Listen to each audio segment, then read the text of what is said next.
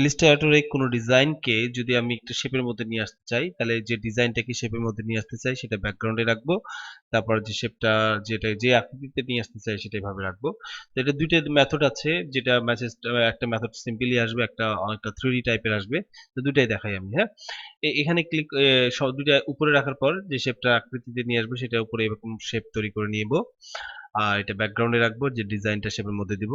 Just select করে নিব, right button click করে আমরা এখান থেকে ক্লিপিং মার্কস ক্লিক করলেই চলে আসবে, অথবা আমরা এটাকে জাস্ট কন্ট্রোল চেপে ধরে F7 চেপে আনতে পারি, ঠিক আছে। তাহলে এটা বোঝা গেল একটা ওয়েতে, কন্ট্রোল চেপে ধরে F7।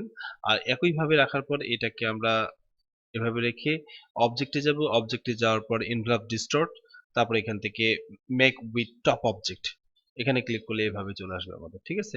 এইভাবে দুটো আসে। এই জিনিসটা কিবোর্ডে শর্টকাটে করতে পারি কিভাবে, সম্পূর্ণ সিলেক্ট করার পর কন্ট্রোল অল্টার সি চাপলে আমাদের এই কাজটা হয়ে যাবে।